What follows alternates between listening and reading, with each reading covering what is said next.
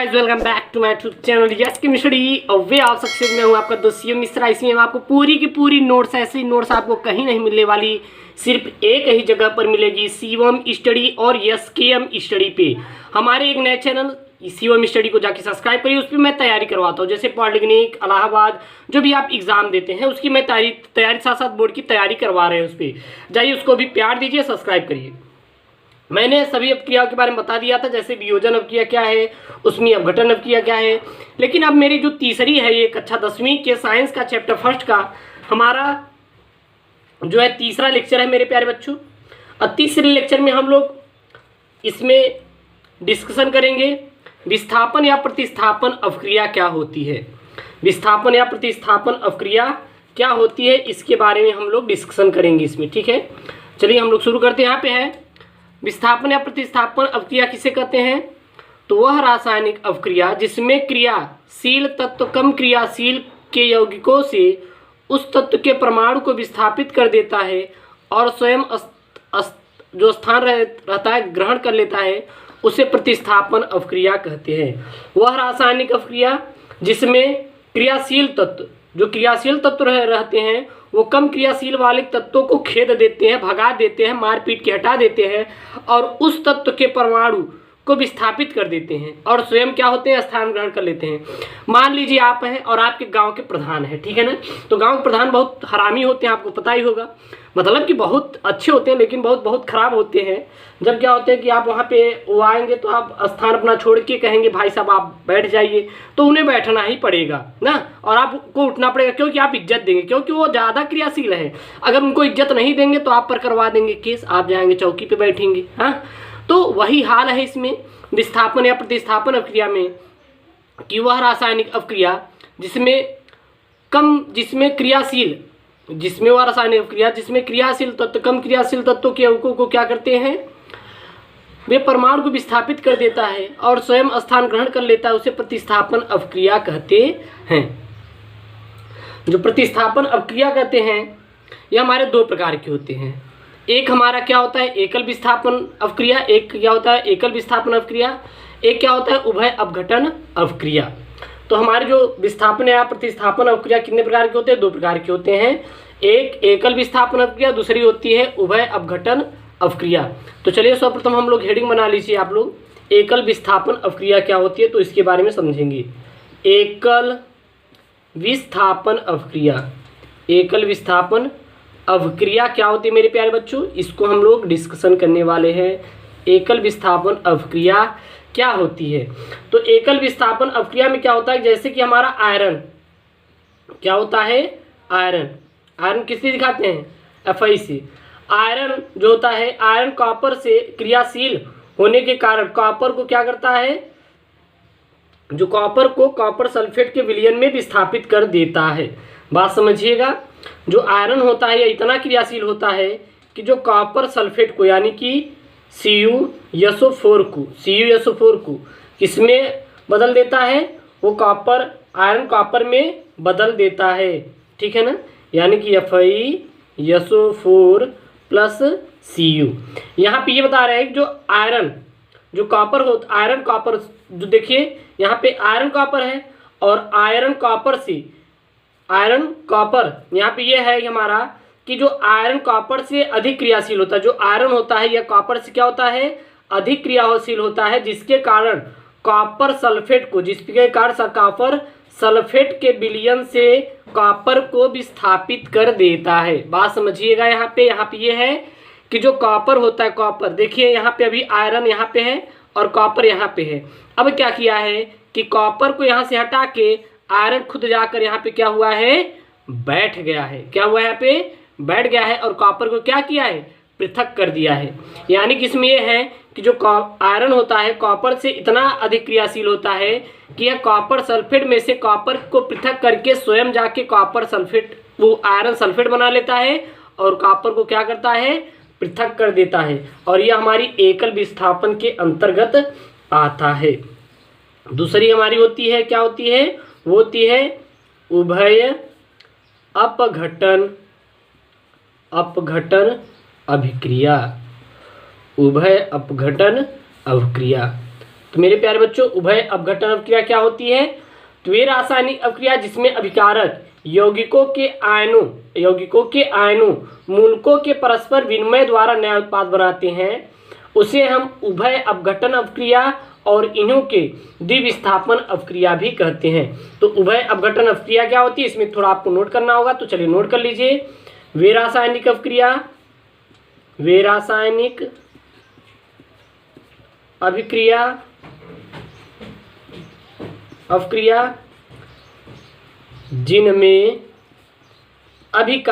जिनमें क्या होता है, अभिकारक, जो अभिकारक होता है वो यौगिकों के आयनों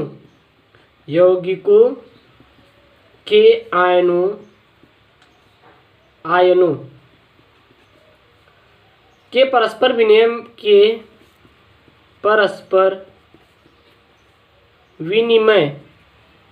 विनिमय के द्वारा नया उत्पाद बनाते हैं, विनिमय के द्वारा नया उत्पाद बनाते हैं जिसे उभय अपघटन अवक्रिया कहते हैं, जिसे उभय अपघटन अभिक्रिया कहते हैं, जिसे क्या कहते हैं, उभय अपघटन अवक्रिया कहते हैं। अगर हम लोग एग्जाम्पल में देखें मेरे प्यारे बच्चों, तो चलिए हम लोग एग्जाम्पल में लेते हैं। एग्जाम्पल में जिसे कैसे करते हैं, जैसे कि सोडियम सल्फेट जो होता है वह बेरेनियम क्लोराइड के जलीय विलयन में विलयनों को मिलाने पर इसके जो आयन विनिमय यानी कि अदला बदली करके बेरियम सल्फेट और सोडियम क्लोराइड बना लेते हैं। जब हम सोडियम सल्फेट यानी कि Na2SO4 plus barium chloride BaCl2 barium chloride जब हम क्या करते हैं, इसका क्या नाम है, सोडियम सल्फेट, लिख लीजिए सोडियम सल्फेट। इसका क्या नाम है मेरे प्यारे बच्चों, तो इसका नाम है बेरियम क्लोराइड। इसका सोडियम सल्फेट, इसका नाम है बेरिलियम क्लोराइड, ठीक है ना। जब हम क्या करते हैं, सोडियम सल्फेट के विलयन में बेरिलियम क्लोराइड को मिलाते हैं तो हमारा क्या करता है, ये आयनों की अदला बदली करके ये हमारा क्या बना लेता है, ये बना लेता है बेरियम सल्फेट Ba। हमारा बेरिलियम क्लोराइड किस में बदल जाएगा, बेरियम सल्फेट में BaSO4 में बदल जाता है और धन 2NaCl और सोडियम क्लोराइड बनाता है। तो यहाँ पे देखिए, यहाँ पे NO2 किस में बदला, सोडियम क्लोराइड में बदला, और यहाँ पे जो बेरियम क्लोराइड है वो किस में बदला, बेरियम सल्फेट में बदला। बेरियम सल्फेट में क्या हुआ, ये हमारा बदल गया है, ध्यान दीजिएगा।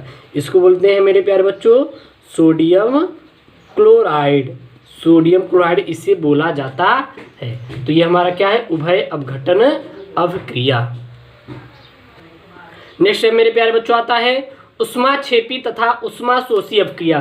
तो उष्माक्षेपी तथा उष्माशोषी अवक्रिया क्या होते हैं, इन दोनों के बारे में डिस्कशन करेंगे। तो ये उष्माशोषी और उष्माक्षेपी अवक्रिया क्या होती है, यह रासायनिक अवक्रिया सदैव उष्मा परिवर्तन के साथ संपन्न होती है। तो जो हमारी उष्माक्षेपी तथा उष्माशोषी अवक्रिया क्या होती है, यह एक ऐसी अवक्रिया होती है जिसमें सदैव जो उष्मा परिवर्तन जो होता है उष्मा परिवर्तन के साथ ही संपन्न होती है। तो उष्मा परिवर्तन के साथ ही क्या संपन्न होती है, उष्माक्षेपी तथा उष्माशोषी अवक्रिया। तो आपके एग्जाम में सीधा लिख लेना है, यह रासायनिक अवक्रिया सदैव उष्मा परिवर्तन के साथ ही उत्पन्न होती है या फिर संपन्न होती है। तो उष्माक्षेपी या फिर उष्माशोषी अवक्रिया ये दोनों अवक्रिया क्या होती हैं, सदैव उष्मा परिवर्तन के साथ ही संपन्न होती हैं। अगर अब हम जानेंगे उष्माक्षेपी अवक्रिया, फिर हम जानेंगे उष्माशोषी अवक्रिया। तो सर्वप्रथम हम जानते हैं मेरे प्यारे बच्चों उष्माक्षेपी अवक्रिया क्या होती है।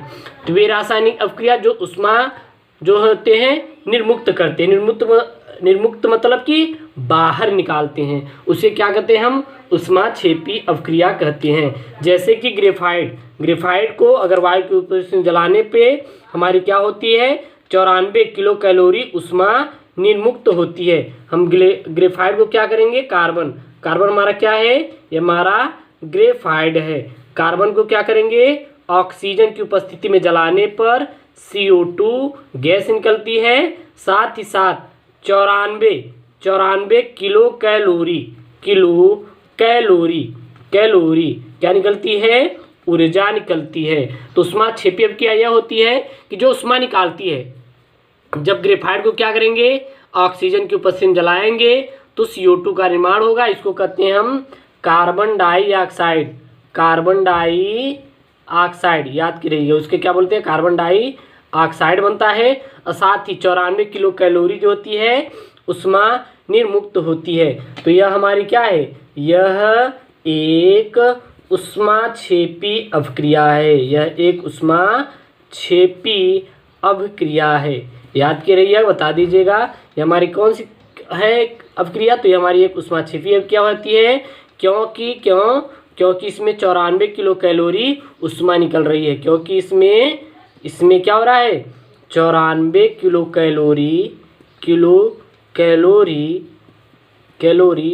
उष्मा निकल रही है। तो याद के रहेगा मेरे प्यारे दोस्तों, और बता दीजिएगा, ठीक है ना। नेक्स्ट आ जाता है हमारा उष्माशोषी अभिक्रिया। तो वे रासायनिक अभिक्रिया जिसमें उष्मा का अवशोषण होता है, यानी कि यह निकालती नहीं बल्कि ग्रहण करती है, उसे हम क्या कहते हैं मेरे प्यारे बच्चों, उसे कहते हैं उष्माशोषी अभिक्रिया।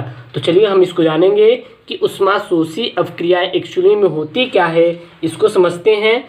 तो वे रासायनिक अभिक्रिया जिसमें हमारा उष्मा का क्या करते हैं, अवशोषण करते हैं, यानी कि यह उष्मा को क्या करते हैं, यह ग्रहण करते हैं बल्कि निकालते नहीं। यानी कि कोई भी चीज़ जलाने पर वहाँ पे हमें उष्मा की आवश्यकता पड़ती है। जैसे कि अगर हम जब नाइट्रोजन और ऑक्सीजन के मिश्रण को उच्च ताप पर गर्म करते हैं तो नाइट्रिक ऑक्साइड बनता है, और साथ ही उष्मा वातावरण से यह अवशोषित करती है। यह साथ ही साथ क्या करती है, यह उष्मा को वातावरण से अवशोषित करती है। तो ध्यान दीजिएगा, जब हम क्या करते हैं कि नाइट्रोजन यानी कि N2 प्लस ऑक्सीजन O2 को क्या करते हैं, इनके मिश्रण को आपस में गर्म किया जाता है तो नाइट्रिक ऑक्साइड का सूत्र क्या होता है, 2NO। हमारा क्या है, यह हमारा है नाइट्रिक ऑक्साइड। इसका क्या नाम है मेरे प्यारे दोस्तों, नाइट्रिक ऑक्साइड इसका नाम है। इसका क्या नाम है, नाइट्रिक ऑक्साइड। और माइनस कितना किलो कैलोरी जो है ये ग्रहण करेगा, 45 किलो कैलोरी ऊर्जा को क्या करता है मेरे प्यारे बच्चों, ग्रहण करता है, जिसे हम उष्माशोषी अभिक्रिया कहती है।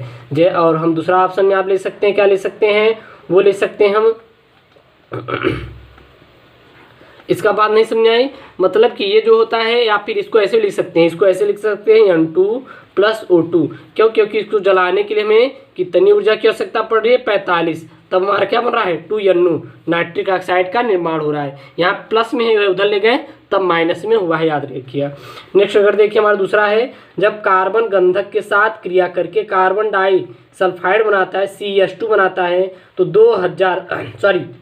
20,000 किलो कैलोरी की ऊर्जा की आवश्यकता पड़ती है। जब कार्बन और सल्फर जब इसको हम आपस में क्रिया कराते हैं तो कार्बन डाई सल्फाइड CH2, इसको क्या नाम दिया गया है, कार्बन डाई सल्फाइड बनाता है। साथ ही कितने कैलोरी ऊर्जा की आवश्यकता पड़ती है, 20,000 कैलोरी ऊर्जा की आवश्यकता पड़ती है। क्योंकि ये जो ऊर्जा निकल यहाँ पे अवशोषित हो रही है, इसका मात्रक क्या होता है, इसका मात्रक होता है किलो कैलोरी। इसका क्या मेरे प्यारे दोस्तों, मात्रक होता है, याद रखिएगा, ठीक है ना। तो हमारा इसमें हम लोग समझे कि हमारा उष्मा क्षेपी अभिक्रिया क्या है और उष्मा शोषी अभिक्रिया क्या होता है, हम लोग ने अच्छे से इसमें समझ लिए। अब नेक्स्ट मेरे प्यारे बच्चों हम लोग जानेंगे किसके बारे में, वो हम जानेंगे ऑक्सीकरण और अपचयन। चलिए यहाँ पे मेरे प्यारे दोस्तों पांचवा जो है ऑक्सीकरण तथा अपचयन अभिक्रिया। तो ऑक्सीकरण तथा अपचयन अभिक्रिया क्या होती है, ऑक्सीडेशन एंड रिडक्शन रिएक्शन। सर्वप्रथम हम लोग जानते हैं कि ऑक्सीकरण अभिक्रिया क्या होती है। ऑक्सीकरण यानी कि ऑक्सीडेशन रिएक्शन क्या होता है, तो किसी भी पदार्थ में ऑक्सीजन का योग होता है।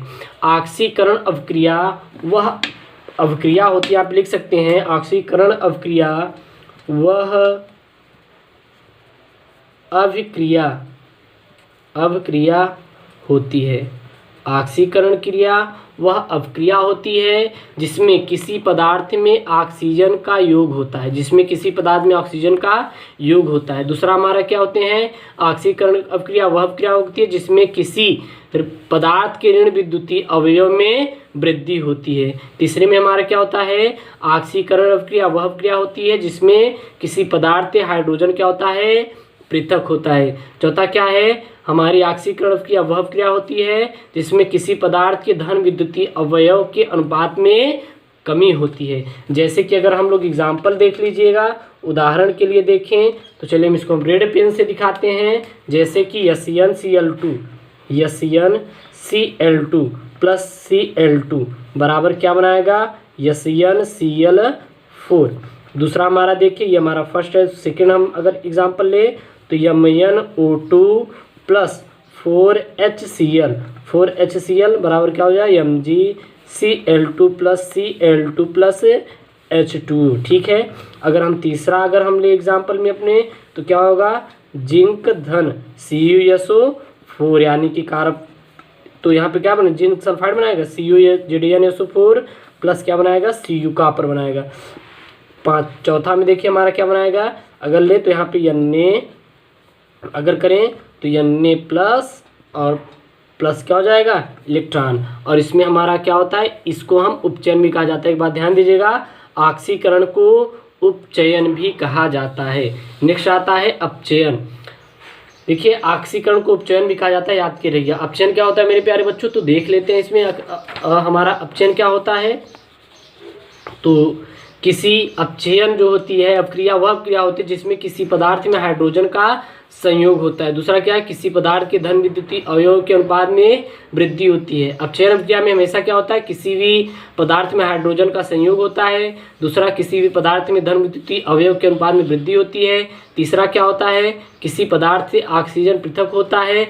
और चौथा हमारे प्यारे दोस्तों क्या होती है, तो चौथा हमारा होता है इसमें कि किसी पदार्थ के ऋण विद्युतीय अवयव अनुपात में कमी हो जाता है। अगर हम लोग मेरे प्यारे बच्चों एग्जाम्पल में लें तो एग्जाम्पल में जैसे हमारा क्या हो सकता है, एग्जाम्पल में लिख लें तो एग्जाम्पल में जैसे हो सकता है आपका हमारा क्या है, Cl2 प्लस Cu मिला देंगे तो 2CuCl बनाएगा।